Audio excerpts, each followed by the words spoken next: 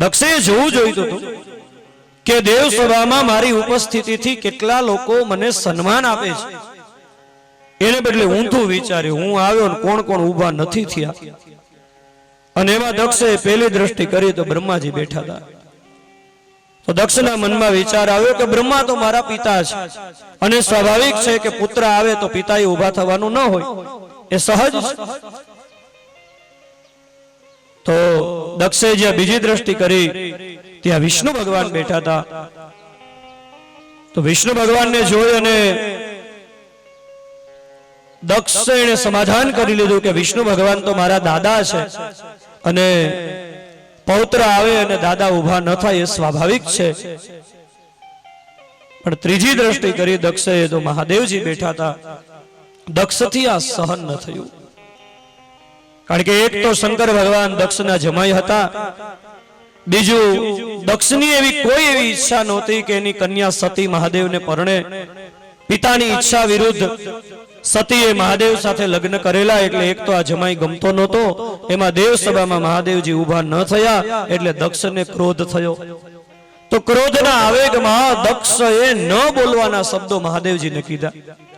દક્ષે દેવ સભાની અંદર કહ્યું, દેવતાઓ જુઓ, એ સમયે શિષ્યતામ પ્રાપ્ત આ શિવ મારા જમાઈ છે, પણ સસરા આવે તો જમાઈ પિતા તુલ્ય ગણાય, એને ઊભા થવા જેટલો વિવેક નથી. આખી સભા સ્તબ્ધ થઈ ગઈ. દક્ષ એને મહાદેવજીએ જ્યારે દક્ષના ક્રોધની નોંધ ન લીધી ત્યારે દક્ષને વધારે ક્રોધ આવ્યો. દેવતાઓ જુઓ, આ શિવ છે એને રહેવાનું ઘર જ નથી, સ્મશાનમાં રહે, ચિત્તાના ભસ્મની સ્નાન કરે છે, ભૂત પ્રેતને મિત્ર બનાવીને રાખે છે. આ શિવ દેવ છે જ નહીં. દક્ષે કહ્યું કે આ શિવને હવે પછી કોઈ પણ યજ્ઞની અંદર દેવતાઓની સાથે યજ્ઞનો ભાગ આપવો જ નહીં. ચિત્તાના ભસ્મથી સ્નાન કરે છે, વાંદરા જેવી આંખો છે, ગૃહિતવા મૃગસા વાક્ષા પાણી મરકટ લોચન. ભાગવતજીમાં દક્ષ બોલ્યો છે, મારી હરણી જેવી આંખો વાળી દીકરી સતી મેં આ વાંદરા જેવી આંખો વાળાને પરણાવી દીધી. અને દત્તાબત મયા સાધ્વી ઉદિતે પરમેશ્વરના. દક્ષ કે આ તો બ્રહ્માએ કીધું ને એટલે મારી પુત્રી આને પરણાવી, નહીતર કઈ મારી દીકરી આને થોડી આપું. બ્રહ્માએ કહ્યું એટલે પરણાવી પડી. તમે જોજો આ વિજ્ઞાન છે, સંબંધમાં વચ્ચે રહે ને એને જસ ન મળે. સારું ઠેકાણું જો દીકરીને મળે તો શું કે અમારી દીકરીના ભાગ્ય બહુ સારા, બહુ સારું ઠેકાણું મળી ગયું. પણ જો નબળું ઠેકાણું હોય ને તો તરત વચ્ચે વાળાને કે આણે કીધું તો એટલે અમારે દીકરી ત્યાં આપી. આ માણસનો સ્વભાવ છે. દક્ષે ન કહેવાના વચનો કહી દીધા. છેલ્લે દક્ષે એવી જાહેરાત કરી દીધી કે હવે પછીના કોઈ પણ યજ્ઞમાં શંકરને યજ્ઞમાં આમંત્રણ આપવું નહીં, યજ્ઞનો ભાગ શંકરને આપવો નહીં. તો મહાદેવજી તો બહુ દયાળુ દેવ રહ્યા ને કઈ બોલ્યા જ નહીં. પણ મહાદેવજીના પ્રધાનગણ નંદીથી સહન ન થયું. નંદીશ્વરે દક્ષને કહ્યું, દક્ષ મારા સ્વામી નથી બોલતા, એમ બહુ તું બકરાની જેમ બોલ બોલ કરે છે ને, જ્યાં હું તને શ્રાપ આપું છું, તારું મસ્તક મનુષ્યને લાયક છે જ નહીં. થોડાક સમયમાં તારું મસ્તક કપાય અને બકરાનું થશે. એ વખતે ભૃગુવાદી જે બ્રાહ્મણો બેઠા હતા એ ભૃગુવાદી બ્રાહ્મણોને નંદીએ કહ્યું કે તમે બ્રાહ્મણો છો, શંકરની નિંદા થતી હતી, તમારામાં સામર્થ્ય હતું તો દક્ષને શંકરની નિંદા કરતો અટકાવવો જોઈએ. ન અટકાવ્યો તો કઈ નહીં, પણ અહીંયા બેસી રહ્યા. જાઓ બ્રાહ્મણો, અમે તમને શ્રાપ આપીએ છીએ, ઘેર ઘેર માગી ભીખીને ભટકીને ખાનારા થજો. અરે ભૃગુવાદી બ્રાહ્મણોએ નંદીને કહ્યું, અમે નિર્દોષ છીએ, અમારો શું વાંક? અમે ક્યાં શંકરની નિંદા કરી છે? જાઓ નંદી, અમે શિવગણોને શ્રાપ આપીએ છીએ બ્રાહ્મણો કે તમારે કોઈ દિવસ તમને ગામમાં નહીં રહેવા દે, તમારે કાયમી સ્મશાનમાં રહેવું પડશે. અને આવી રીતે શ્રાપ અને અભિશ્રાપની સામસામી એવી ભગડાટી બોલી. શંકર ભગવાને નંદીને કહ્યું, નંદી અહીંથી જતા રહેવામાં જ કલ્યાણ છે. એક શબ્દ બોલ્યા વગર શિવજી સભા છોડીને વયા ગયા. સજ્જનો કથા આપણને શીખવાડે છે, કોઈની સાથે ક્યારેય વિવાદ થાય ને સૈદ્ધાંતિક રીતે, એ વખતે સમજુ માણસ હોય ને એને બહુ દલીલ ન કરવી, એ સ્થાનને છોડી દેવું. એક જણાએ તો એ જગ્યા છોડી જ દેવી જોઈએ, એ વખતે છોડી દેવી, પછી 5 મિનિટ પછી પાછા ભલે આવે, પણ એ વખતે સ્થાન છોડી દેવામાં આવે, એમાં કલ્યાણ છે. શિવજી બધું ભૂલીને વયા ગયા. પણ સજ્જનો અભિમાની દક્ષ છે ને એ ભૂલ્યો નહીં. દક્ષે વિચાર કર્યો કે શંકરે દેવ સભામાં ઊભા ન થઈને મારું અપમાન, હકીકતમાં શંકર ભગવાને અપમાન કર્યું જ નહોતું. હવે ઊભા ન થયા એ અપમાન કહેવાય. સન્માન નહોતું કર્યું ખાલી, નહીતર શિવજીએ નતો કઈ દક્ષને અપશબ્દો કીધા કે નતો કોઈ માર માર્યો, ખાલી સન્માન ન આપ્યું. અભિમાની માણસને તમે સન્માન ન આપો ને એટલે એમ લાગે કે અમારું અપમાન કરે છે. સ્વભાવ છે. દક્ષે એમ વિચાર કર્યો કે શંકરે દેવસભામાં મારું અપમાન કર્યું ને એટલે અપમાનનો બદલો મારે લેવો છે. એટલે દક્ષ પ્રજાપતિએ શ્રી હરિદ્વાર ક્ષેત્રમાં ગંગાજીના કિનારે કનખલ નામના એક તીર્થમાં વાજપેયી નામનો એક વિરાટ યજ્ઞ આદર્યો. અને આ યજ્ઞનો હેતુ નહોતો વિશ્વ કલ્યાણનો, આ યજ્ઞનો હેતુ નહોતો કોઈ દેવ કલ્યાણનો, આ યજ્ઞનો હેતુ નહોતો કોઈ ઋષિ સંસ્કૃતિના પ્રચારનો. હેતુ એક જ હતો, શંકરને બતાવી દઉં કે મારી ન્યા હવન ને તમને નિમંત્રણ નહીં. સત્કર્મ છે ને બહુ સારી વસ્તુ છે, પણ એ સત્કર્મ જ્યારે અભિમાની લોકોના હાથમાં આવે ને ત્યારે સત્કર્મનો દુરુપયોગ થાય કે હું બતાવી દઉં બસ એમ. અને એ વખતે દક્ષે બધા જ દેવતાઓને હવનમાં નિમંત્રણ આપ્યું. પણ શંકર ભગવાન એ જમાઈ હતા, સતી એના સૌથી નાની દીકરી હતા, પણ છતાંય વિરોધના હિસાબે શંકર ભગવાનને નિમંત્રણ ન આપ્યું. અને બધાય દેવતાઓ વિમાન લઈ લઈને હવનમાં જવા માંડ્યા. હવે દેવતાઓને ખબર હતી કે આ યજ્ઞમાં શિવજીને નિમંત્રણ નથી, છતાં દક્ષે જ્યારે યજ્ઞની કંકોત્રી લખી ને ત્યારે કંકોત્રીમાં તાક લખેલી કે દેવતાઓને મહેરબાની કરીને વિનંતી કે સૌએ પોતપોતાના વિમાન કૈલાસ પર્વત ઉપર થઈને હકાવો. એટલે શું શંકર ભગવાનને ખબર પડે કે એની હવન છે ને મને નિમંત્રણ નથી એમ. તો દેવતાઓ દેવાંગનાઓ બધી આમ જતી હતી, તો બધા વિમાનમાં બેસી બેસીને જતા હતા, કૈલાસ પર્વત ઉપર થઈને ચાલ્યા. હવે એ વખતે શંકર ભગવાન સતી માતાને કથા કહેતા હતા. તો શંકર ભગવાન અને સતી તો કથામાં મગ્ન હતા એટલે એનું ધ્યાન ત્યાં ન ગયું. દેવતાઓના મનમાં વિચાર આવ્યો કે આપણે અહીંયા ધક્કો ખાધો ના તો હામુય નથી જોતા. દેવતાઓએ બે ચાર ચક્કર લગાડ્યા વિમાનના. અને એ વખતે દેવતાઓની સ્ત્રીઓ એને જોયું કે સતીનું ધ્યાન આપણા તરફ નથી, એટલે સતીનું ધ્યાન આપણા તરફ ખેંચાય એ માટે દેવતાઓની સ્ત્રીઓ વિમાનમાં બેઠી બેઠી ગીત ગાતી હતી ને, એ ગીત ગાવાનું વોલ્યુમ વધારી દીધું, મોટે મોટેથી ગીત ગાવા માંડી. એટલે શું ખબર પડે કે અમે જાય છીએ. આ કથા છે ને લાખો વર્ષ પહેલાની છે, પણ અંદરનું તત્વ હજી એનું છે. તમને જોજો બેનોને ખબર હોય, જાનમાં ગયા હોય ને બસમાં હાવ મૂંગા બેઠા હોય, પણ જેવું ગામ આવે એટલે મચલે મચલે ગળા ફાડી ફાડીને ગાવા માંડ્યા. આખા ગામને ખબર પડે કે અમે જઈએ આવ્યા. એમાં આ સ્વભાવ છે માણસ. તો દેવતાઓની સ્ત્રીઓને ખબર હતી કે આમાં સતીને નિમંત્રણ નથી, છતાં દેવતાઓની સ્ત્રીઓએ ચાઈને સતીને કીધું, સતી તમારા પિતા પ્રજાપતિ દક્ષ યજ્ઞ કરે છે, અમે યજ્ઞમાં જાય છીએ, તમે તો એના દીકરી છો, તમારે નથી આવવું? બોલો, આ કથા લાખો વર્ષ પહેલાની હોવા છતાં પણ અંદરનું તત્વ હજી એનું ઈ છે. તમે જોજો, આપણા સંબંધીની યારે આપણે કઈ વાંધો પડ્યો હોય ને તો એની જેદી લગ્ન હોય ને તેથી આપણને કંકોત્રી ન લખે, પણ આપણા પાડોશી કાંઈ સંબંધી ન થાય તો ત્યાં ચાઈન કંકોત્રી લખે. અને પાછા આપણા પાડોશી એકલા હોશિયાર હોય ને એને ખબર હોય કે આ લોકો નથી આવવાનું, તો એ જાતા હોય ને આપણા ઘરે થઈને હાલે, હાલો તમારા માસીન ઘરે લગ્ન છે, અમે જાય, તમે નથી આવતા? ઈ અમે નથી આવતા એટલે તમે જાવતા છો. અમે આવતા હોત તો તમે ન જાવતા હોત ને, કારણ કે માણસનો સ્વભાવ છે. નહીં તો તું ક્યાં એનો કઈ સંબંધી થશે? માણસનો સ્વભાવ છે. સતીના મનમાં વિચાર આવ્યો કે આ દેવાંગનાઓ એમ કહે છે કે મારા પિતા યજ્ઞ કરે છે અને મને નિમંત્રણ નહીં. સતીના મનમાં વિચાર આવ્યો કે નિમંત્રણ તો હશે, પણ કદાચ મહાદેવજી મને કહેવાનું ભૂલી ગયા હોય. આવ્યા સતી મહાદેવજીની પાસે અને પોતાનો એક પ્રસ્તાવ મહાદેવજીની સામે રજૂ કર્યો. પ્રજાપતેસ્તે સ્વસુરસ્ય સાંપ્રતમ નિર્યાપિતો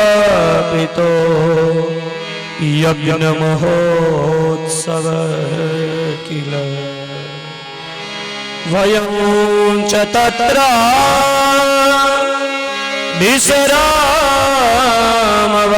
વિસરામવામતે યદયર્થિતામે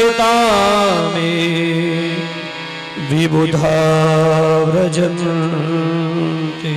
મહાદેવ, મારા પિતા તમારા સ્વસુર દક્ષ પ્રજાપતિ યજ્ઞ કરે છે, આ યજ્ઞની અંદર મારે જવું છે, તમે સાથે ચાલો ને. આ સ્ત્રીનું મનોવિજ્ઞાન છે. સ્ત્રી એનો એક સ્વભાવ છે કે એને પિયર જવામાં હરખ હોય, પણ પોતાના પતિની સાથે પિયર જવામાં સ્ત્રીને વધારે ગૌરવ થાય. તમે સાથે ચાલો, મારા પિતાને ત્યાં જવું છે.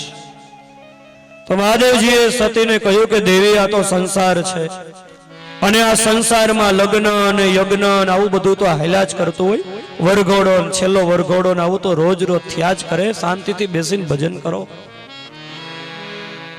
સતી માતાએ કહ્યું, મહાદેવજી જ્યારે હોય ત્યારે વૈરાગ્યની જ વાતો કરતા હોય. એ તો તમે પુત્રી હોત તો તમને ખબર પડત કે પિતાને ત્યાં જવામાં કેટલો હરખ થાય. ચાલો જવું છે. મહાદેવજીએ કહ્યું નથી જવું. સતીએ કહ્યું કેમ નથી જવું? તો મહાદેવજીએ કહ્યું, દેવી આપણને આમંત્રણ નથી એટલે નથી જવું. તો સતી માતા એને કહ્યું કે આમંત્રણ ન હોય તો શું થઈ ગયું?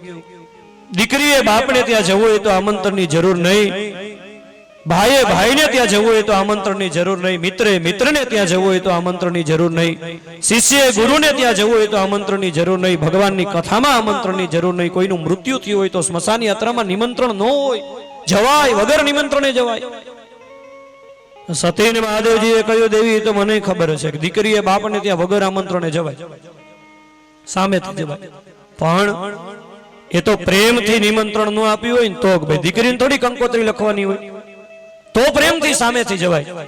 પણ જો આપણો વિરોધ કરવા માટે થઈને જ આપણને કંકોત્રી ન લખે તો ન જવાય. સતી માતાએ કહ્યું, એમાં વિરોધનો ક્યાં પ્રશ્ન છે? મહાદેવજીએ કહ્યું, દેવી આજ દિવસ સુધી મેં તમને વાત નથી કહી. એક વખત દેવ સભાની અંદર તમારા પિતાની ઉપસ્થિતિ થઈ, બધા દેવતાઓ સન્માન આપવા માટે ઉભા થયા. તો હું બ્રહ્મા અને વિષ્ણુ બેસી રહ્યા. તો બ્રહ્મા વિષ્ણુ બેસી રહ્યા એનું સમાધાન તો તમારા પિતાએ મનમાં લઈ લીધું, પણ હું બેસી રહ્યો એ તમારા પિતાથી સહન ન થયું. એટલે તમારા પિતાએ દેવ યજ્ઞની અંદર એવી જાહેરાત કરી દીધી છે કે હવે પછીના યજ્ઞમાં શંકરને નિમંત્રણ ન આપવું, અને એટલા માટે દેવી આ યજ્ઞ ચાલે છે. સતી એને કહ્યું મહાદેવજીને કે તો પછી તમારે મારા પિતા સાથે વિરોધ? મહાદેવજી કે મને વિરોધ નથી થયો, તમારા પિતાને મારી સાથે વિરોધ થયો છે. મહાદેવજી કે મને કોઈની સાથે ક્યાં વિરોધ હોય? નમે દ્વેષ રાગો નમે લોભ મોહ મદો નૈવ મે નૈવ માત્સર્ય ભાવમ ચિદાનંદ રૂપમ શિવોહમ શિવોહમ. મને ક્યાં વિરોધ છે? તમારા પિતાને વિરોધ થયો છે. અને દેવી કદાચ તમે મને આગ્રહ કરો અને હું આવું પણ ખરો, પણ જો હું આવીશ ને તો તમારા પિતાને વધારે દ્વેષ થશે. તો આ દુનિયામાં બીજા સારા કામ ક્યાં ઓછા છે કે આવા વિરોધના કામમાં સમય બગાડવો? નથી જવું, શાંતિથી બેસો ને. સતી માતાના મનમાં વિચાર આવ્યો કે હું જો મારા પિયર જાઉં તો મારા પતિ અને મારા પિતા એની વચ્ચે જે વિરોધ થયો છે ને, હું મારા પિતાને સમજાવીશ કે ભાઈ મારા સ્વામી નિર્દોષ છે, તો એ વચ્ચે બાબતથી સસરા અને જમાઈની વચ્ચે સમાધાન થઈ જાય. આવા હેતુથી સતી માતાએ હઠ પકડી. એ વખતે મહાદેવજી ના પાડે, સતીએ પરાણે જીદ લીધી, નહીં મારે જવું છે.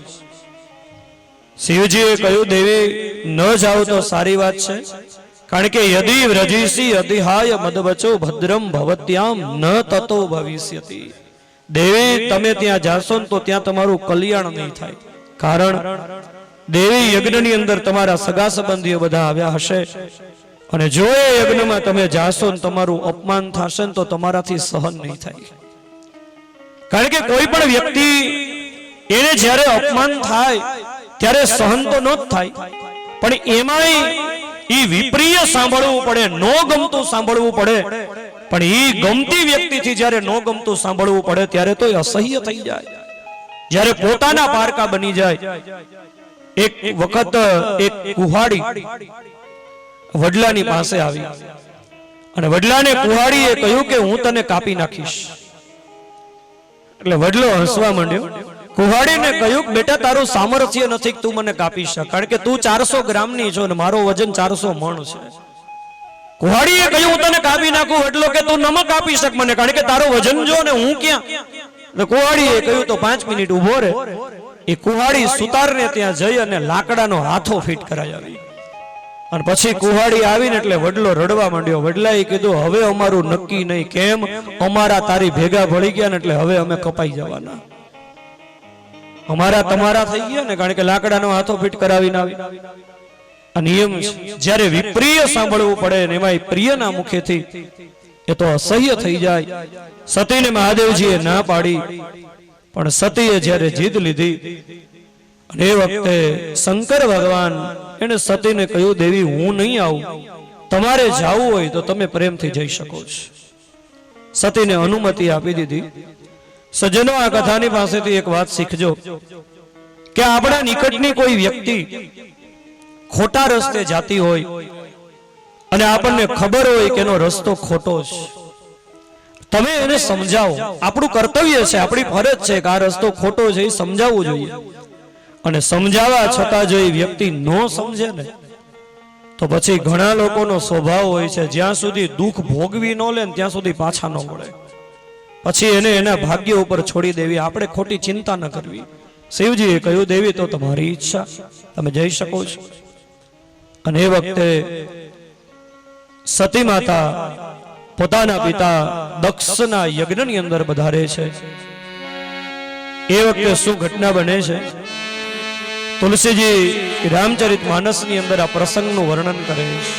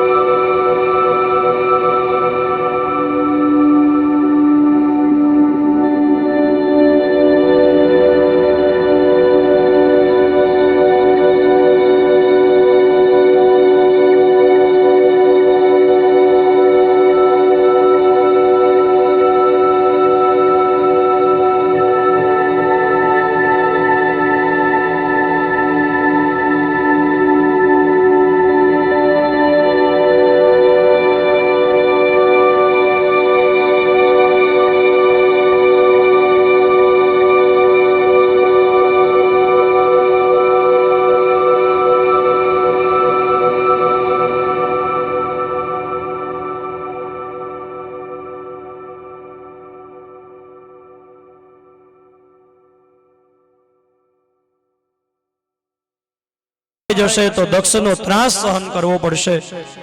એટલે સતી એને જોઈ અને બધા દૂર ખસવા માંડ્યા. સતીના મનમાં વિચાર થયો કે હું આવી એ કોઈને ખબર નથી. પણ સતીજી આમ આગળ ચાલે ને ત્યાં પરણ્યા પછી પહેલી વખત પોતાના પિયરમાં આવેલા સતીને એની બેનો સામી મળી. તો સતીને એમ થયું કે હું આવીશ તો મારી બહેનો કેટલી રાજી થશે. એને બદલે સતીને જોઈ અને બેનો હસવા માંડી. સતીના મનમાં એમ થયું કે હું આવી એનો રાજીપો વ્યક્ત કરે છે, પણ ત્યાં તો કટાક્ષમાં સતીની બહેનો બોલી, સતી સારું કહેવાય હો, તમારા ઘરની અંદર કોઈના પ્રસંગમાં વગર નિમંત્રણે દોડી જવાનો રિવાજ સારો લાગે છે. સારું કહેવાય સતી, મકાન બનાવ્યું કે હજી મહાણમાં જ રહ્યો છે? અમારા બનેવી સાહેબ કઈ કામ ધંધો કરે છે કે હજી ભીખ માગીને જીવન ચલાવો છે? બ્રહ્માંડ ભાંડોદરી માં સતીથી સહન ન થયું. સજ્જનો નિયમ છે હો,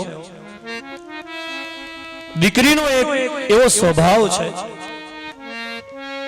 તમે જોજો એ દીકરી 15-20 વર્ષની થાય, પોતાના પિતાને ત્યાં રહેતી હોય, એનો ભાઈ એને હેરાન કરે, એનો પિતા એને ખીજાય, માં ખીજાય, દીકરી હસતા હસતા સહન કરી લે. ઘરની અંદર દીકરી અને માં બે પાત્રો એવા છે કે જે કોઈ દિવસ કામ કર્યા પછી કદરની આશા નથી રાખતા. બાકી બધાને એવી આશા હોય કે મારા કામની કોઈ કદર કરે. દીકરી કોઈ દી ફરિયાદ ન કરે. દીકરીનો સ્વભાવ છે, એ પિયરમાં રહેતી હોય, કુંવારી હોય, બધા એને પરેશાન કરતા હોય, દીકરી કોઈ દી ફરિયાદ ન કરે. નાના હોય ત્યારે તો ભાઈ બહેન સાથે રહેતા હોય ત્યારે તો ભાઈ બહેન ને કેટલો હેરાન કરતો હોય, પછી તો બેન સાસરે જાય પછી રોવે. પણ મારા ઘરની જો વાત કરું ને તો બે ભાઈઓ નાના, બે બહેનો મોટી. પોષી પૂનમ હોય ને એટલે બેન વ્રત કરે, પોષી પૂનમ નું આખો દિવસ એકટાણું કરે, પછી સાંજે ચંદ્રના અજવાળે આંગણામાં રસોઈ બનાવે, અને પછી ઓલી કાણાવાળી પૂરી બનાવે, અને ભાઈને બાજુમાં ઉભો રાખીને બેન પછી ઓલી કાણાવાળી પૂરીમાંથી આમ ચંદ્ર સામો જોઈ અને ભાઈને પૂછે કે પોસી પોસી પૂનમડી આકાશે રાંધ્યા અન્ન, ભાઈની બેન રમે કે જમે? ભાઈ એમ કે ને જમે તો બેને એકટાણું કરવાનું, પણ ભાઈ એમ કે રમે તો જમવાનું નહીં, તો પછી બેનને ઉજાગરો કરવાનો, તો જાગરણ કરવાનું. નાના હતા ને બે બહેનો સવારમાં પોસી પૂનમ રહે ને તે દિવસે રટણ લેવરાવે સવારથી, જમે એમ કે છે, જમે એમ કે છે, શીખવાડે. પણ ભાઈનો તો સ્વભાવ હોય ને, એ 10-10:30 વાગે ને એટલે રૂઆબ કરીએ, 5 રૂપિયા દે. બેન તો ક્યાંથી પૈસા લાવે? કાંઈ છે નહીં મારી પાસે. તમે કઈ કાંઈ વાંધો નહીં, નો આપને તો કાંઈ નહીં, સાંજે રમે એમ જ કહેવાના છે. દોરીને તરત 5 રૂપિયા લઈ આવે, પાણી ભરી દે, ના પાડે એટલે તરત કહીએ ના પાણી ન ભર દે તો કાંઈ નહીં, સાંજે તો રમે એમ જ કહેવાના છે. એટલે તરત બિચારી દોડીને, એને બીક લાગે કે રમે એમ કહેશે તો મારે જાગરણ કરવું પડશે. આ બેનનો સ્વભાવ છે. અને બેન એનું નામ જ બેન, જે બે નથી તે બે ન, જેનો ભાઈ ઉપર પ્રેમ એક છે. તમે જો બેનનો સ્વભાવ છે, ખાઈ ધણીનું અને ભલું ઈચ્છે ભાઈનું, એને બેન કહેવાય.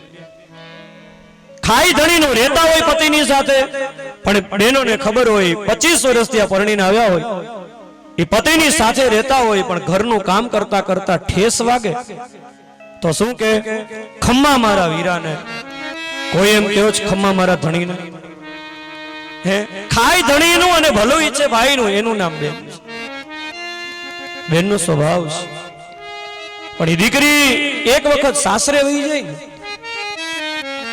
પછી દીકરી પાછી પિયર આવે અને પછી કોઈ એનું અપમાન કરે ને તો દીકરીથી સહન ન થાય, તરત રડવા માંડે. કારણ કે સમર્પણ કરીને ગઈ હોય ને. ખબર નહીં ભગવાને દીકરીનું પાત્ર એવું સર્જન કર્યું છે, સહજ રીતે સ્વાભાવિક. આમેય તમે જુઓ ને તો જેટલા સદગુણો છે ને એ વ્યાકરણની દ્રષ્ટિએ સદગુણો બધા સ્ત્રીલિંગમાં છે. આપણે ત્યાં વ્યાકરણની દ્રષ્ટિએ કેવી એ સ્ત્રીલિંગ છે, કેવો એટલે પુલ્લિંગ કહેવાય. તમે જોજો સદગુણો છે ને બધા લગભગ સ્ત્રીલિંગમાં આવે. કોમળતા, કોમળતા કેવો એમ નો કહેવાય, કોમળતા કેવી એમ કહેવાય. સદગુણો લગભગ બધા તમે જુઓ, કરુણા તો કે કેવી, દયા કેવી, નમ્રતા કેવી, બધા સ્ત્રીલિંગની અંદર છે. મૈત્રી કેવી, ક્ષમા કેવી, મેધા, શાંતિ, કીર્તિ તો કે કેવી, સ્મૃતિ કેવી, લજ્જા કેવી, વિદ્યા કેવી, પ્રજ્ઞા કેવી, બધા સદગુણો સ્ત્રીલિંગની અંદર છે. હવે તમે જોજો ક્રોધ, કેવી કે કેવો, લોભ, મોહ, શોક, આવેશ, અવિવેક, અહંકાર આ બધાય પુલ્લિંગમાં આવે, સદગુણો બધા સ્ત્રીલિંગમાં આવે. કારણ કે સ્વાભાવિક સ્ત્રીની અંદર સહજ રીતે લાગણી ભરેલી હોય છે. કારણ કે મનોવિજ્ઞાન, સ્ત્રીનું મનોવિજ્ઞાન સજ્જનો એમ કહે છે કે સ્ત્રીનું જીવન છે ને એ લાગણી પ્રધાન છે, પુરુષનું જીવન છે ને એ બુદ્ધિ પ્રધાન છે. અને બુદ્ધિ પ્રધાન પુરુષ છે એટલા માટે પુરુષ કોઈ પણ વાત વિચારશે ને બુદ્ધિથી વિચારશે, અને સ્ત્રી છે ને એનું જીવન લાગણી પ્રધાન છે, કાંઈ પણ વાત વિચારશે ને હંમેશા લાગણીથી વિચારશે. અને તમે જોજો, પ્રયોગ કરજો, કોઈ પણ સ્ત્રીને તમે એમ કહો કે તારામાં સમજણ નથી તો એ સહન કરી લે, પણ તારામાં લાગણી નથી રહી આમ કે તો સ્ત્રીથી સહન ન થાય. અને આપણને કોઈ એમ કે તારામાં લાગણી નથી તો કે નથી તો નથી, આપણને કઈ બહુ ફેર પડે નહીં. પણ આપણને કોઈ જો એમ કે તારામાં બુદ્ધિ નથી તો મેળ ન પડે, કારણ કે આપણું જીવન જ બુદ્ધિ પ્રધાન છે. અને એટલા માટે સ્ત્રીનું જીવન લાગણી પ્રધાન છે. એટલે તમે જોજો, લાગણીનો સ્વભાવ છે અને હંમેશા જોડાયેલું રહીને રહેવું ગમે છે. બે અજાણી બહેનો ભેગી થાય, આ સ્ત્રીનું મનોવિજ્ઞાન. આંખની ઓળખાણ ન હોય, પણ જો 5 મિનિટ ભેગી બેસી જાય અને પછી જે વાતવે વળગે તેમ લાગે કે જાણે જન્મ જન્મથી ભેગા જન્મ ન લેતા હોય. અને એટલી વાતો નીકળે, એટલી વાતો નીકળે, શરૂઆત જ નથી કરે તમારું પિયર ક્યાં ગામ, અને ઓલા એમ કે ઓહો એમ મારા સંબંધી રહે, પછી એટલા બધા સંબંધો નીકળે. બસમાં બે બહેનો ભેગી થઈ ને, કે બીજીને પૂછ્યું કે બેન તમારું પિયર, તો કે મારું પિયર છે ધ્રાગંધ્રા. ઓહો લે, ધ્રાગંધ્રા તમારું પિયર, તો આપણે બે બહેનો થાય. જય શ્રી કૃષ્ણ. એટલે ઓલી બાઈએ કીધું તમારું પિયર ધ્રાગંધ્રા છે, તો કે ના મારું પિયર ધ્રાગંધ્રા નથી, પણ મારા ઘરમાં ઘંટી છે ને એમાં ધ્રાગંધ્રાનો પથ્થર છે, એટલે આપણે ઘંટી બેનું કહેવાય. એક ગામની અંદર એક જ ગામની બે દીકરીઓ સાસરે હોય, એ ખીહર આવે ને તો એકાબીજાને ખીચડો દેવા જાય. કારણ કે સ્ત્રીનો સ્વભાવ, આપણે કે ખીચડા દેવા ગયા દાખલા છે, એ સ્ત્રીઓનો સ્વભાવ જ છે, લાગણી એક થઈને રહેવું એને ગમે છે. અને અહીંયા શ્રીનાથગઢમાં જ નહીં, જ્યાં આખા ભારતમાં ગમે ત્યાં કથા કરવા જાઓ, હું તમને સાબિત કરી દઉં, સ્ત્રીનો સ્વભાવ એક થઈને રહેવાનો ગમે છે, અને પુરુષનો સ્વભાવ બુદ્ધિ પ્રધાન છે, અને બુદ્ધિને અલગ થઈને રહેવું ગમે છે. એની સાબિતી તમારે જોવી હોય તો બેનો બેઠા ઈ જોવો, ભાઈઓ બેઠા ઈ જોવો. અહીંયા એક જ જગ્યાએ નહીં, કઈ ફેર લાગે? જો બેનો ગોઠણથી ગોઠણ અડાડીને બેઠા હશે, ભાઈઓ જોવો છે 2-5 ફૂટનું અંતર હોય જ. અહીંયા એક જ બધે, કારણ કે પુરુષનો સ્વભાવ જ અલગ થઈને રહેવાનો.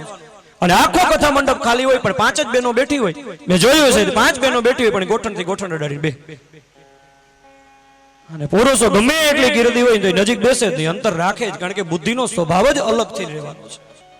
અને સ્ત્રીનું જીવન લાગણી પ્રધાન છે ને એટલા માટે સજ્જનો, મનોવિજ્ઞાન એમ કહે છે કે હાર્ટ એટેકનું પ્રમાણ પુરુષો કરતા સ્ત્રીઓમાં ઓછું છે. પાગલપણાનું પ્રમાણ પુરુષો કરતા સ્ત્રીઓમાં ઓછું છે. શું કામ? ઈ એના હૃદયની જે કઈ લાગણી હોય ને તરત વ્યક્ત કરી નાખે છે. એને સુખની લાગણી થાય તો એ વ્યક્ત કરી નાખે, અને દુઃખની લાગણી થાય તો તરત જ રડવા માંડે. એને કપાળમાં કૂવો, એને જ્યારે રોવું હોય ત્યારે રોવે કે તમે સબમર્સિબલ પંપમાં જેમ સ્વિચ ચાલુ કરો ને કેમ પાણી આવવા માંડે, એમ તરત જ રોવા માંડે. અને છાનાઈ બાજુ તરત રહી જાય. એ રોવા માંડે ને તમે મનાવો કે ભાઈ હવે જે થઈ ગયું, બીજી વખત ધ્યાન રાખશો, તરત આમ સેડા બેટા કાઢીને જમાઈ દઈ જાય પાછા. એ રોતા હોય ને તરત છાના રહી જાય. અમારે હમણાં એ બાજુ એક ગામમાં એક માજી રોતા હતા, બેઠા બેઠા રોતા હતા. કોકે પૂછ્યું કે માજી શું થયું, કેમ રોવો છો, કઈ નબળા સમાચાર આવ્યા, શું થયું? માજી કે કઈ નથી, તો રોવો કાં? કે કઈ નહીં, નવરી બેઠી હતી, લાઈન ઘડીક રોઈ લો લે હાલે બોલો. અને આપણે ક્યારેક રોવું હોય તો રોવું ન આવે, કારણ કે સ્ત્રીનો સ્વભાવ જ લાગણીનો છે. અને એ જે કઈ લાગણી હોય ને તરત વ્યક્ત કરી નાખ્યો.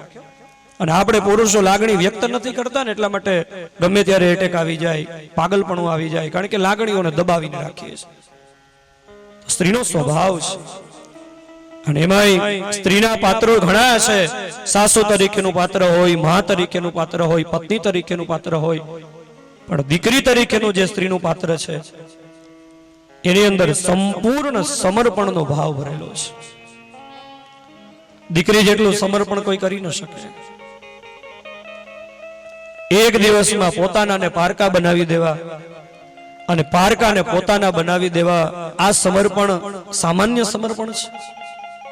જે વ્યક્તિના સ્વભાવની ખબર નથી, જે વ્યક્તિના વર્તનની ખબર નથી, પણ પોતાના બાપના વચનને ખાતર દીકરી જ્યારે સાસરે વહી જાય, એ પરણ્યાને એક દિવસ થયો હોય અને બીજે દિવસે એની માં એને ઢેગ લઈને તેડી આવે, એ દીકરી રસોડામાં બેઠી બેઠી માં સાથે વાત કરતી હોય સાંભળજો. એક જ દિવસ પરણાને થયો હોય પણ છતાંય માને એમ કહેતી હોય, બા તમારે તો અહીંયા આમ છે ને અમારે તો ત્યાં આમ છે, એક દિવસમાં અમારા તમારા થઈ જાય. આટલું બધું સમર્પણ. નહીતર કાયદાની દ્રષ્ટિએ તમે જુઓ ને તો બાપની સંપત્તિમાં જેટલો ભાગ દીકરાનો થાય ને એટલો જ ભાગ દીકરીનો લાગે. પણ એ દીકરી જ્યારે સાસરે જતી હોય ને ત્યારે બે હાથ કંકુવાળા કરીને થાપા મારતી જાય, જાણે પોતાના બાપને એમ કહેતી ન હોય કે બાપુજી કાલ સવારે સંપત્તિના ભાગ પડશે, એ વખતે કદાચ મારી અંગૂઠાની નિશાનીની જરૂર પડે તો ચિંતા કરતા નહીં, બે હાથ કંકુવાળા કરીને થાપા મારતી જાઉં છું, આમાંથી મને એક રૂપિયો ન ખપે. આ સમર્પણ દીકરીનું સમર્પણ છે. દીકરી એના માટે તો વિદ્વાનો એવું કહે છે કે માતૃ દેવો ભવ, પિતૃ દેવો ભવ, આચાર્ય દેવો ભવ, અતિથિ દેવો ભવ. એમાં એક સૂત્ર ઉમેરવાની જરૂર છે, પુત્રી દેવો ભવ. દીકરી દેવ સમાન છે. એનું કારણ છે કે દીકરી છે ને જેટલી માવતરની ચિંતા કરે ને એટલી ચિંતા દીકરો ન કરે. પુત્રની પણ કોઈ ટીકા નથી કરતો, પણ દીકરી જેટલું મા બાપ થી નજીકનું પાત્ર છે એટલું દીકરો નથી. દીકરો ભેગો રહેતો હોય છતાંય માવતરની ચિંતા ન કરતો હોય, એનાથી વધારે ચિંતા દીકરી કરે. એ પરણીને 20 વર્ષ ત્યાં વહી ગઈ હોય છતાંય ભાઈને ફોન કરે ને તો ફોનમાં એક વખત તો ભલામણ કરે જ કે બાપુજીની તબિયત બરાબર નથી રહેતી, તું એના સ્વભાવ સામો જોતો નહીં, તું એને હાચવજે. ઓ ભાઈ તારી ફરજ છે, કારણ કે એની ન્યા બેઠી બેઠી માવતરની ચિંતા થતી હોય. દીકરો છે ને એ માવતરનો વાઇફ સુધીનો સંબંધી છે, પણ દીકરી માવતરની લાઈફ સુધીની સંબંધી છે. દીકરાએ માવતરને વૃદ્ધાશ્રમમાં મૂક્યાના દાખલા છે, દીકરીએ માવતરને વૃદ્ધાશ્રમમાં મૂક્યાના કઈ દાખલા નથી. દીકરીને સતત માવતરની ચિંતા થયા કરે.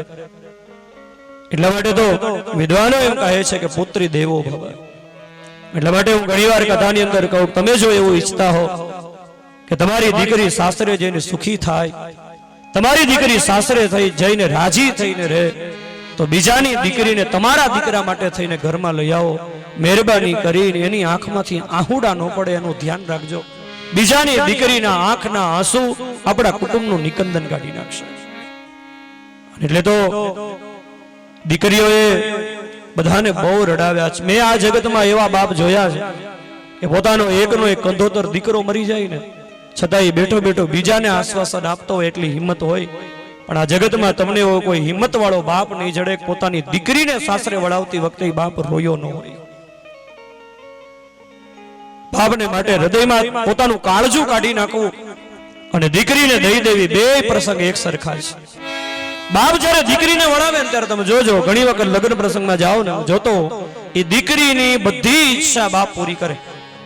5 પૈસા ઊંચી ના લઈ આવે, પણ મારી દીકરી સુખી રહેવી જોઈએ, ઈ રાજી થઈને જાવી જોઈએ એવી ઈચ્છા હોય. પણ એ 5 ઘરના પૈસા ઊંચી ના લઈ આવે, દીકરીનો પ્રસંગ પૂરો કરે. અને હરખે હરખે પ્રસંગ પૂરો થઈ જાય, છેલ્લે જ્યારે વિદાયના શરણાઈ વાગતા હોય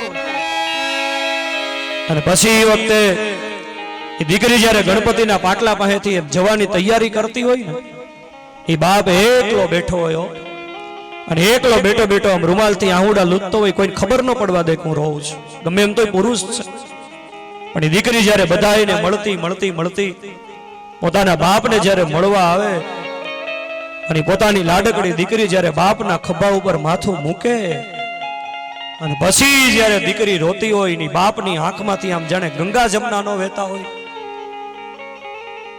અને એ દીકરી આહુડા વાળા હાથ પોતાના બાપના આંખના આંસુ લૂછે અને આહુડા વાળા હાથ એ દીકરી પોતાના બાપને આમ દુખના લેતી હોય અને એ બાપ જ્યારે રડતો હોય ત્યારે એ બાપની ઉંમરમાં એક સાથે 20 વર્ષનો વધારો ન થઈ ગયો એવો લાગતો હોય. કારણ કે એ દીકરીનો સંબંધ છે ને એ નિસ્વાર્થ સંબંધ છે. દીકરી ટબુકડી નાની હતી, માં મરી ગઈ. આપણે જે એવું કહેવાય છે ઘડો ફૂટે અને જેમ રજળે ઠીકરી એમ માં મરે અને રજળે દીકરી. માં મરી ગઈ, દીકરી જ્યારે માં મરી જાય ને ત્યારે દીકરીને જે કસોટીમાંથી પસાર થવું પડે ને એ તો દીકરી જ જાણે હોય. માં મરી ગયેલી, દીકરી નાની, બાપે દીકરીને મોટી કરી, પણ દીકરીની સગાઈ થઈ, લગ્નનો પ્રસંગ આવ્યો એટલે ગરીબ મા બાપ બિચારો કાંઈ હતું નહીં ઘરમાં, એને દીકરીને કીધું બેટા હું તારા માટે શું લઈ આવું, મારે તને કરિયાવરમાં શું આપવું. એટલે દીકરી રોવા માંડી, બાપુજી મને ખબર છે કે આપણા ઘરની શું સ્થિતિ છે, આપણે મારે કાંઈ જોતું નથી. બાપે ના પાડી, નહીં બેટા મારે કાંઈક તો તને આપવું પડે, અને તું કાલે સવારે સાસરે જાન, તારી નણંદ તને મેણું મારે કઈ લઈ આવી નહીં તો એ મારાથી સહન ન થાય. એટલે દીકરીએ કીધું પછી તમારી ઈચ્છા હોય તો બે ચાર વાસણ લઈ આવજો. પણ દીકરીએ કીધું બાપુજી વાસણમાં મારું નામ લખજો, પણ મારી પાછળ તમારું નામ ન લખજો. બાપ બિચારો ગામ બાજુના શહેરમાં જઈને વાસણ લઈ આવ્યો, અને દીકરીની વિદાયનો દિવસ હતો. દીકરી પરણાવી, લગ્નનો પ્રસંગ પૂરો થયો, દીકરીનો વિદાયનો પ્રસંગ આવ્યો. પણ એ વખતે દીકરી એની એક આંખમાં આંસુ આવે છે ને એક આંખમાં આંસુ નથી આવતું. કારણ દીકરીના હૃદયની અંદર એક ભાવ છે કે જો હું રડી પડીશ તો હવે મારા બાપને આશ્વાસન આપવા વાળું ઘરમાં કોઈ નથી, અને હું રડી પડીશ તો હવે મારા બાપને આશ્વાસન કોણ આપશે. અને બીજું દીકરીને રડવું એ આવે છે કાલ સવારે હવે મારા બાપને હાથે રોટલા ઘડીને ખાવું પડશે. એ ચિંતા કરતી દીકરી વિદાય થઈ જાય છે, અને બીજે દિવસે દીકરીનું આણું પાથરે છે સસરાને ત્યાં. બધા વાસણ રાખેલા એટલે એની નણંદ પૂછે છે ભાભી આ વાસણની અંદર તમારું નામ લખ્યું છે, તમારી પાછળ તમારા બાપુજીનું નામ કેમ નથી લખ્યું. ત્યારે દીકરીએ જવાબ આપ્યો બેન આ વાસણનો કાલ સવારે આપણે ઉપયોગ કરશું, ચૂલે ચડાવશું, આની ઉપર મેષ જામશે, અને એ વખતે એને ઉટકવા માટે તમે બેસો અને મારા બાપના નામ ઉપર તમે ધૂળ ઘસો. એ મારાથી સહન ન થાય, કારણ કે હું નાની હતી ત્યારે મારા બાપે કઈ રીતે મને મોટી કરી છે હું જાણું છું. બાપ અને દીકરીનો સંબંધ છે. મેં તો કચ્છમાં કથાઓ કરવા માટે જાય, હમણાં એક કચ્છની અંદર મેં એક સત્ય પ્રસંગ સાંભળ્યો કે બાપ અને દીકરીનો બાપ ગરીબ હોય તોય ભલે, શ્રીમંત હોય તોય ભલે, ગમે એમ તો એ દીકરીનો બાપ હોય છે. કચ્છના લોકો વિદેશમાં બહુ, એક દીકરી વિદેશ વહી ગયેલી પરણી 15 વર્ષે દેશમાં આવી, અને ભુજના એરપોર્ટ ઉપર પ્લેનમાંથી બે પતિ પત્ની ઉતર્યા, અને જેવી કચ્છની ધરતી ઉપર પગ મૂક્યો એટલે દીકરીને તરત પોતાનું પિયર યાદ આવ્યું. મોટરમાં ભાડે કરેલી એમ્બેસેડર કાર હતી, બંને પતિ પત્ની બેઠા, ડ્રાઈવર ગાડી ચલાવતો હતો. રસ્તામાં પોતાના સસરાને ત્યાં જતી હતી ને રસ્તામાં પોતાના બાપનું ગામ આવતું હતું. 15 વર્ષ ત્યાં પરણીને વહી ગઈ હતી, પોતાના બાપને મળવું હતું, પણ પતિનો સ્વભાવ નિષ્ઠુર હતો. એને ખબર હતી કે આ નહીં પણ, એટલે આણે એટલું કીધું તમે સાંભળું શું આપણે જાય છે આપણા ઘરે, ઘણા વર્ષે આપણે આવ્યા છીએ, કેટલાય વર્ષના વાણા વાઈ ગયા, હું મારા બાપને મળી નથી, તમે કહેતા હોય તો 5 મિનિટ મારું પિયર રસ્તામાં આવે છે, મારા બાપુજીને મળતા જવું છે, આપણી પાસે સમય નથી, ચૂપ થઈ જા આપણે વયું જવું છે. દીકરી શું બોલી શકે, રડવા માંડી બિચારી.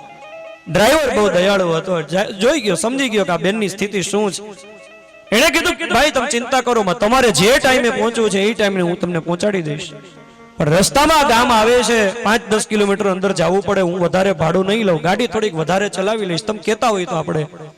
એટલે ઓલાએ કીધું તો પછી જઈ આવીએ, હું નહીં આવું, તું એકલી મળી આવજે, કાંઈ વાંધો નહીં. 15 વર્ષે દીકરી પોતાના ગામમાં આવી, પણ દીકરી છે ને એનું પાત્ર એવું છે.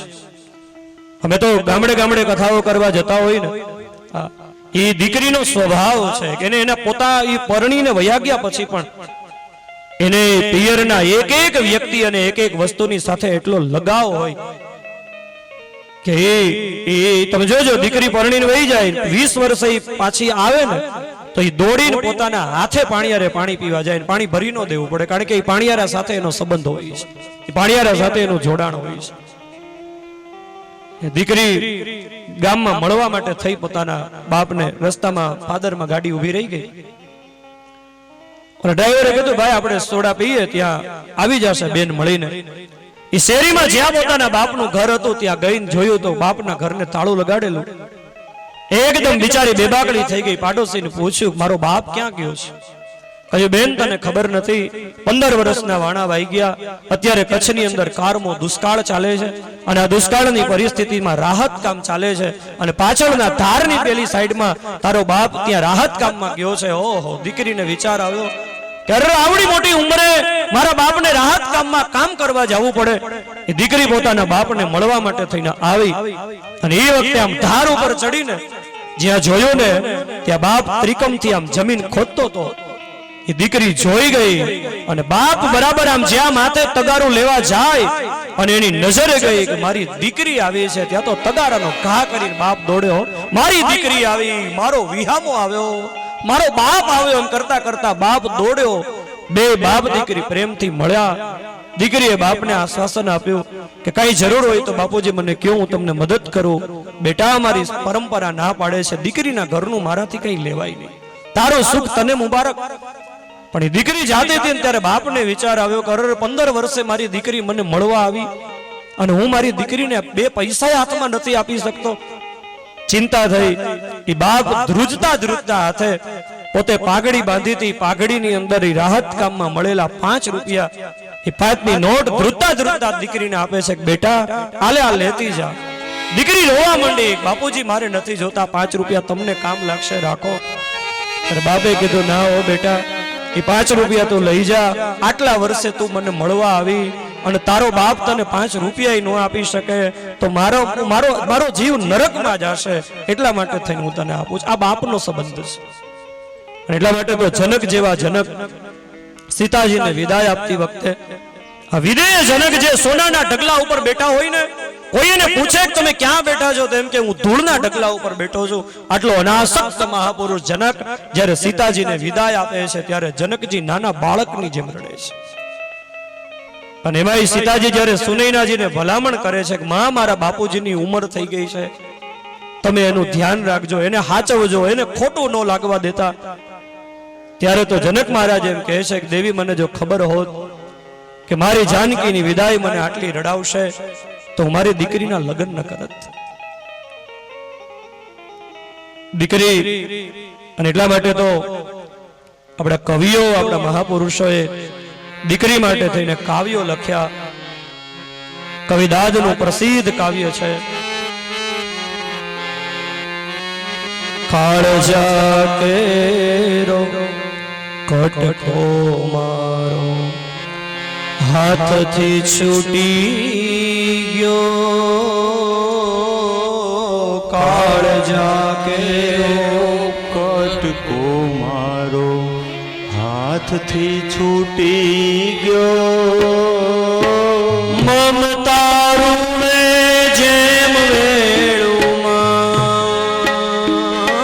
મમતા રૂવે જેમ વેળુમાં વીરડો ફૂટી ગયો.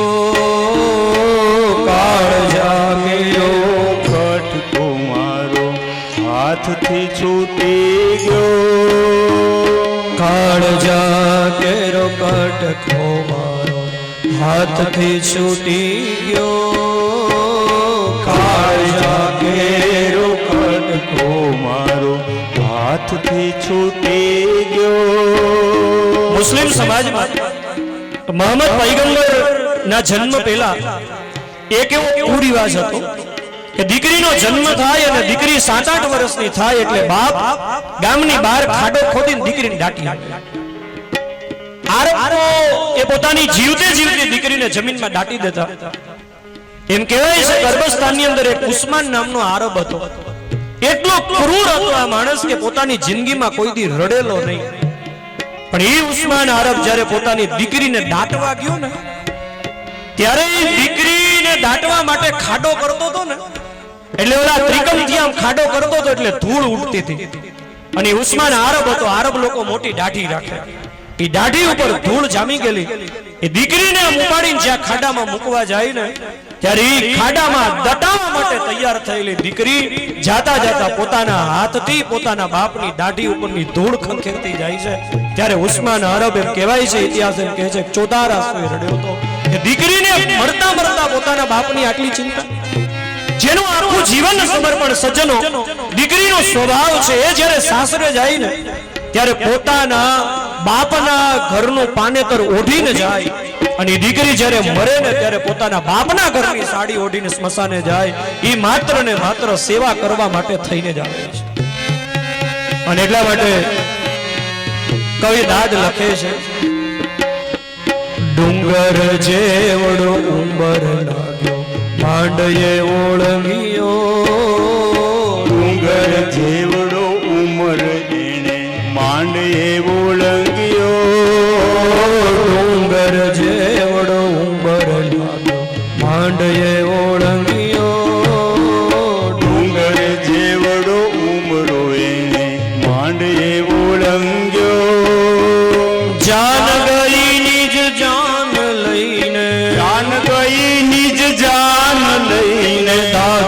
જોતો રહ્યો કાળજા કેરો કટકો મારો ગાંઠથી છૂટી ગયો કાળજા કેરો કટકો મારો ગાંઠથી છૂટી ગયો સતી સતી એને જ્યારે પોતાના માતાએ જોયા તો માનો તો સ્વભાવ છે એને માં એ થોડી અપમાન કરે સતીને જોઈને માં પ્રસૂતિ દોડ્યા પ્રેમથી ભેટી પડ્યા દીકરી સારું થયું તારા અભિમાની બાપે તને નિમંત્રણ ના આપ્યું પણ છતાંય તું આવીને બેટા કામે લાગી જા પણ સતીને પોતાના પિતા દક્ષને મળવાની ઉતાવળ હતી દક્ષ યજ્ઞ કરે છે ત્યાં સતી મળવા આવે છે સતી દક્ષને જોઈ અને એકદમ ઉતાવળથી જ્યારે મળવા માટે દોડ્યા એ વખતે દક્ષે જોયું સતી આવ્યા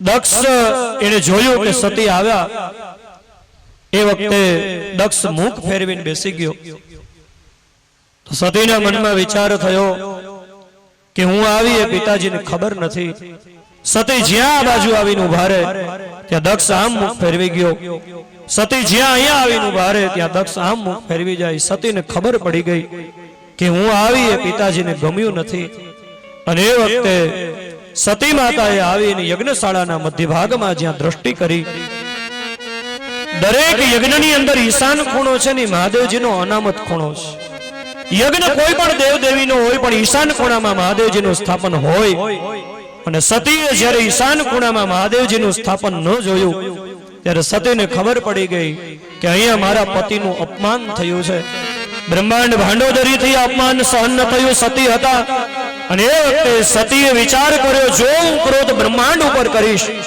તો કદાચ બ્રહ્માંડ બળીને ભસ્મ થઈ જશે પણ સતીએ પોતાના ઉપર જ ક્રોધ ઉતાર્યો જમણા પગના અંગૂઠામાંથી યોગાનળ અગ્નિ પ્રગટ કરતા સતીએ મનોમન વિચાર સંકલ્પ કર્યો કે આજ દિવસ સુધી મન વચન અને કર્મથી મહાદેવને મેં પતિ તરીકે ભજ્યા હોય આવતા જન્મે પણ મને મહાદેવજી પતિ તરીકે મળે આમ કહી અને સતીએ એકદમ ક્રોધના આવેગમાં કહિયો અગ્નિ તનો જારા ભયો સકલ મહાકારા કહિયો અગ્નિ તનો જારા ભયો સકલ મહાકારા સકલ મુખહાકાર સતીએ જમણા પગના અંગૂઠામાંથી યોગાનળ નામનો અગ્નિ પ્રવેશ કર્યો અને એ જ વખતે સતીનો દેહ અગ્નિમાં બળવા લાગ્યો દક્ષના સૈનિકો એને સતીને બચાવવા માટે દોડેલા શિવગણોને માર્યા આ સમાચાર નારદજી દ્વારા મહાદેવજીને મળ્યા અને એ વખતે ક્રોધના આવેગમાં મહાદેવજીએ પોતાની જટામાંથી ભયંકર એક વીરભદ્ર નામનો ગણ પ્રગટ કર્યો અસંખ્ય ગણોની સાથે વીરભદ્ર આવે છે દક્ષના યજ્ઞની અંદર અને એ જ વખતે વીરભદ્રે જ્યારે દક્ષને જોયો જેણે જેણે જે કાંઈ કર્મ કર્યું હતું એ પ્રમાણે બધાને સજા આપી દોડ્યા એના પગ કાપ્યા જોયા એના આંખ ફોડી સાંભળ્યું એના કાન તોડ્યા જે હસ્યા એના દાંત તોડ્યા અને એ વખતે વીરભદ્રે જ્યારે દક્ષને જોયો અત્યંત ક્રોધના આવેગમાં વીરભદ્રે દક્ષને ગળેથી પકડ્યો ડુંગર ઉપર મેઘ ચડુંબે વૃક્ષની ઉપર વીજ ચડુંબે ખેતર ઉપર તીડ ચડુંબે હરણી ઉપર જડુંબે ધાવણી ઉપર બાળ જડુંબે માનવ ઉપર કાળ જડુંબે એમ જડુંબો વીરભદ્ર પણ એમ જડુંબ્યો ડુંગર ઉપર જ્યારે બારે મેઘ ખાંગા થયા હોય એ વીરભદ્રે દોટ મૂકી મ્યાનમાંથી તલવાર કાઢી અને એક જ ખડગના પ્રહાર દ્વારા દક્ષનું મસ્તક કાપી નાખ્યું અને દક્ષના મસ્તકને લઈ અને વીરભદ્રે દક્ષનું મસ્તક અગ્નિમાં હોમી દીધું અગ્નિ સ્વાહા યજમાનનું મસ્તક છેલ્લે અગ્નિમાં હોમાઈ ગયું કારણ એક જ હતું સત્કર્મ હતું યજ્ઞ જેવું પણ એની અંદર ભાવના સારી નહોતી એટલે વિપરીત ફળ મળ્યું દક્ષનો યજ્ઞ અધૂરો રહ્યો મસ્તક કપાયું દેવતાઓ બધા મૂંઝાયા કેટલાય દેવતાઓના હાથ કપાયા કેટલાયના પગ કપાઈ ગયા કેટલાયની આંખો ફૂટી ગઈ કેટલાક તો દાંત વગરના પુખા થઈ ગયા કેટલાયના કાન કપાઈ ગયા. આખું તમે જોવો તો આખું દેવતાઓનું વિચિત્ર પ્રકારનું મંડળ બ્રહ્માજીની પાસે આવ્યા. દેવતાઓએ બ્રહ્માજીને કીધું કે અમે દક્ષના હવનમાં ગયા હતા અને અમારી આ દશા થઈ. તો બ્રહ્માજીએ કહ્યું ત્યાં ગયા હું કામ? તમને ખબર નહોતી કે હું નહોતો ગયો, વિષ્ણુ નહોતા, શંકર ભગવાન નહોતા ગયા, ત્યાં તમારે જવાની જરૂર શું હતી?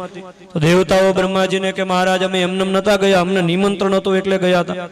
તો બ્રહ્માજીએ કહ્યું નિમંત્રણ તો આપે પણ જરા જોવું તો જોઈએ ને કે નિમંત્રણ શેનું છે. એમ તો ચોર લોકો નિમંત્રણ આપે કે શુક્રવારે રાત્રે 12 વાગે અમે ચોરી કરવા જવાના છીએ, તમે કુટુંબ સહિત શોભામાં અભિવૃદ્ધિ કરવા આવજો. અને પછી ચોરી કરવા જવાનું, પોલીસ પકડે એટલે કંકોત્રી બતાવવાની કે અમને નિમંત્રણ હતું એટલે મેં ગયા હતા. જરાક જોવું તો જોઈએ ને કે કામ શું છે. જે યજ્ઞમાં વિધિ નહોતી, જે યજ્ઞમાં સારા વિચારો નહોતા, જે યજ્ઞમાં કોઈના કલ્યાણની ભાવના નહોતી, ત્યાં તમારે જવાની શું જરૂર હતી? તો એ દેવતાઓ કે બધું સાચું, હવે અમને બધું સમજાય છે, પણ હવે અમારે શું કરવું? અમને એમ લાગે છે બ્રહ્માજી શંકર ભગવાનને વિનંતી કરીએ અને મહાદેવજી જો અનુગ્રહ કરે. બ્રહ્માજી કે વિનંતી કરવા જવું હોય, સ્તુતિ કરવા જવું હોય તો ભેગું આવો મને વાંધો નથી, પણ દેવતાઓ કે અમે આગળ નહીં હાલીએ, આગળ તમે હાલજો. કારણ કે બધાની બીક હતી કે મહાદેવજીના એક ક્રોધના ફૂફાડામાં બળીને રાખ થઈ જશે. બ્રહ્માજી આગળ આવ્યા, દેવતાઓ બધા મહાદેવજીની સ્તુતિ કરવા આવ્યા છે. ભોળાનાથ બહુ દયાળુ છે, જલ્દી પ્રસન્ન થનારા દેવ છે મહાદેવ. એનું નામ જ આશુતોષ છે. મહાદેવજી એક એવા દેવ છે કે ઈ કોઈ પણ બહાને આપણા ઉપર પ્રસન્ન થવાનું બહાનું ગોતે છે. કેવા દયાળુ કહેવાય ને. બોલો, વિષ્ણુ ભગવાનને તમારે ખૂબ ખૂબ ખૂબ પ્રસન્ન કરવા હોય તો એવું કહેવાય છે કે વિષ્ણુ ભગવાનને સુવર્ણના અલંકારો ધરાવો ને તો ભગવાન વિષ્ણુ બહુ રાજી થાય. શંકર ભગવાનને રાજી કરવા હોય તો અડધી રાતે તમે જળનો કળશ ભરીને જાઓ અને કડકડતી ઠંડીમાં મહાદેવજી ઉપર પાણી ચડાવી દો તોય મહાદેવજી રાજી થઈ જાય. તમે પ્રયોગ કરજો. હવે તો શિયાળો વયો ગયો, આવતો શિયાળો આવે ને પોષ મહિનાની કડકડતી ઠંડીમાં કુંભારને ત્યાંથી નવો ઘડો લઈ આવવો અને પાણીનો ભરીને આખી રાત અગાસી ઉપર રાખવાનો. પછી ઈ નવો ઘડો આખી રાત અગાસીમાં રહ્યો હોય ઈ પાણીનો ઘડો લઈ અને સવારમાં શેરીમાં નીકળી જવાનું. પેલો વેલો જે હામો મળે એના ઉપર હર હર મહાદેવ કરીને ચડાવી દેજો અને પછી તમે જોજો કેવા પ્રસન્ન થાય છે. મહાદેવજી કેવા દયાળુ કહેવાય ને. એક લોટા જળની ધારાથી પ્રસન્ન થઈ જાય. દયાળુ રીજ કે દેત હે ચંદ્ર મૌલી ફલચાર. કેવા દયાળુ દેવ કહેવાય ને. એક ચોર છે ને શિવ મંદિરમાં ચોરી કરવા ગયો, પંચધાતુનું છત્તર હતું.